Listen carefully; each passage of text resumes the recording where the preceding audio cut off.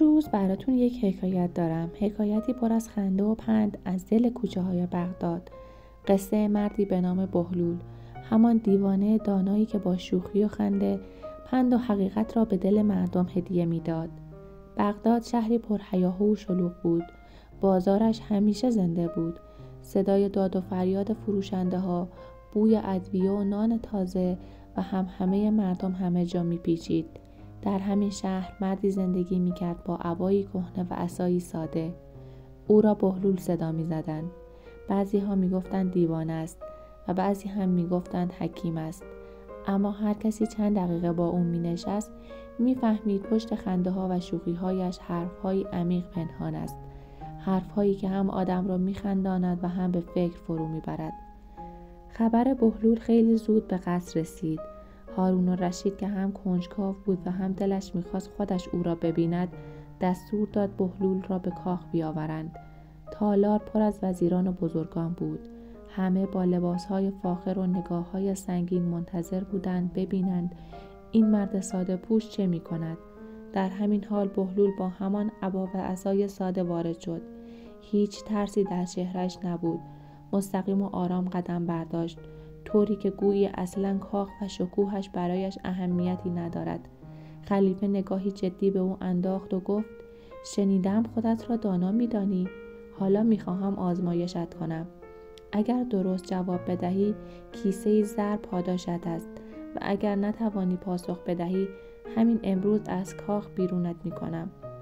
بهلول لبخند زد و گفت: زر برای من پاداش نیست. باریست روی دوشت. اما پرسش اگر خردمندانه باشد پاسخ دارد، اگر نباشد خود پرسنده رسوا می شود. خلیفه پرسید: بهلول، دنیا چند در دارد؟ بهلول گفت: 4 در، شادی، غم، فقر و توانگری.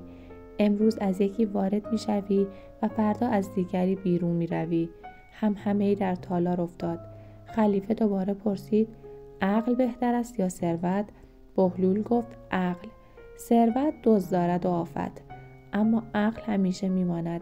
اگر ثروت باشد و عقل نباشد همان مال هم بلا می شود. خلیفه لبخند زد و گفت: پس چرا با این عقل مال نمی اندوزی؟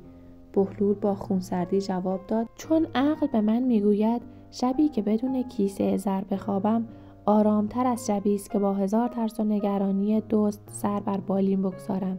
خلیفه پرسید: اگر تو به جای من خلیفه بودی چه می کردی؟ بهلول بیدرنگ عبایش را از دوشش برداشت و روی زمین انداخت و روی آن نشست.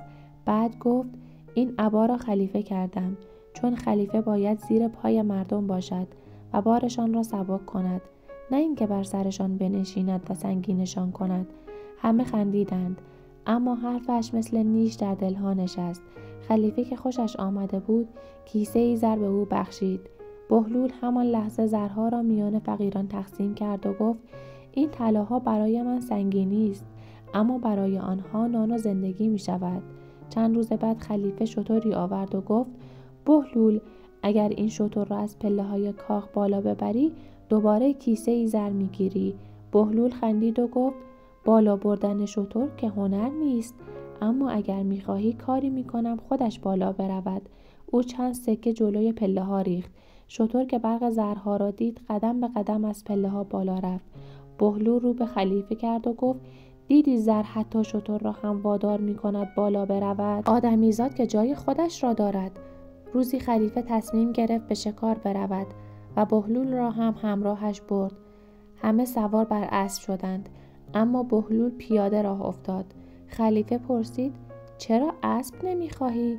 بهلول جواب داد: اگر اسبی داری که مرا به بهشت ببرد بده تا سوار شوم، وگرنه همین پاهایم بهترند. چند لحظه بعد آهو از میان دشت پرید و سواران به دنبالش تاختند. بهلول روی تپه نشست و نگاهشان کرد. خلیفه گفت: چرا دنبال آهو نمی روی؟ بهلول گفت: این آهو جانش را همانقدر دوست دارد که من جانم را. چرا باید برای گرفتن جانش بدوم؟ خیلی چیزها در دنیا همینطورند. اگر دنبالشان بدوی فرار میکنند، اما اگر آرام باشی نزدیک میشوند. در راه بازگشت از شکار مردی از کنار جاده فریاد زد: ای خلیفه، ما نان نداریم. خلیفه سرش را پایین انداخت و چیزی نگفت. بهلول بلند شد و با صدای رسا گفت: ای مردم، خوشحال باشید. خلیفه امروز آهو شکار کرده. پس امشب همه شما سیر میشوید. مردم خندیدند و خلیفه شرمنده شد. همانجا دستور داد کیسه های آرد میان فقیران پخش کنند. روزی بهلول به بازار رفت. مردی با صدای بلند می گفت: این پارچه گرانبهاترین پارچه دنیاست. بهلول گفت: اگر از همه گرانبهاتر است نگهش دار تا دنیا تمام شود و با خودت ببری. مردم خندیدند. چند قدم جلوتر دید فروشنده‌ای با ترازوی کج وزن کم می‌دهد. به او گفت: ترازو را راست کن. اگر همینطور بماند روز قیامت علیهت شهادت می‌دهد. مرد با خجالت ترازو را صاف کرد. چند روز بعد خبر رسید که قاضی شهر رشوه می‌گیرد و مردم از او به ستوه آمدند. بهلول صبح زود جلوی خانه‌اش رفت و گفت: ای قاضی، شکایتی دارم. قاضی پرسید: شکایتت چیست؟ بهلول گفت: باد وزید و سایه درخت همسایه افتاد روی زمین. من حالا آمدم زمینم را پس بگیرم. قاضی خندید و گفت: این که دعوا ندارد. بهلول بلا فاصله گفت: پس چرا وقتی زر جلویت میگذارند حرفت عوض میشود، اما وقتی زر نیست حرف مردم را نادیده میگیری؟ مردم خندیدند و قاضی شرمنده شد. خبر به خلیفه رسید و او همان روز قاضی را برکنار کرد. روزی دیگر خلیفه همه درباریان را جمع کرد و گفت: هر کس بزرگترین دروغ را بگوید جایزه میگیرد. یکی گفت: من عمر جاوید دارم. دیگری گفت: خورشید به فرمان من طلوع می‌کند. همه خندیدند. نوبت به بهلول رسید و گفت: بزرگترین دروغ همین است که خلیفه میگوید همیشه عدالت برقرار است. سکوت سنگینی تالار را فرا گرفت. بعد خنده‌ای تلخ در میان جمع پیچید. خلیفه اول ناراحت شد، اما بعد خندید و گفت: جایزه از آن بهلول است. بهلول کیسه زر را گرفت و همان لحظه گفت: پاداش من این باشد که امروز مالیات تازه‌ای از مردم نگیرید. خلیفه پذیرفت و مردم آن روز با خیال راحت خرید کردند. شبی خلیفه مهمانی بزرگی ترتیب داد. وزیران و بزرگان دور سفره نشسته بودند. بهلول بی دعوت آمد و گوشه‌ای نشست. از جیبش نان خشکی بیرون آورد و شروع به خوردن کرد. یکی از درباریان پرسید: چرا از این همه خوراک رنگارنگ نمیخوری؟ بهلول گفت: اگر امشب این غذاها را بخورم فردا دنبال دارو میروم، اما با این نان خشک فردا دنبال کار مردم میروم. خلیفه خندید و همانجا دستور داد مقداری از غذای قصر میان مردم تقسیم شود. در مجلس دیگر خلیفه گفت: هر کس بتواند مردم را بیشتر بخنداند پاداش میگیرند. بهلول جلو آمد. کفشش را برداشت و روی سرش گذاشت. با چهره جدی میان جمع قدم زد. همه نگاهش کردند و ناگهان همه با صدای بلند خندیدند. آنقدر خندیدند که اشک از چشمانشان جاری شد. بهلول آرام کفش را برداشت و گفت: کفش جایگاهش زیر پاست، نه بر سر. اما خیلی ها مال دنیا رو روی سر میگذارند و همین باعث سنگینی راهشان می شود. تالار در سکوت فرو رفت. خلیفه لبخند زد و گفت: جایزه از آن توست. بهلول پاسخ داد: جایزه من این باشد که امروز مردم بیمالیات باشند و با دل آرام به خانه برگردند. خلیفه پذیرفت. آن شب بغداد در آرامش بود.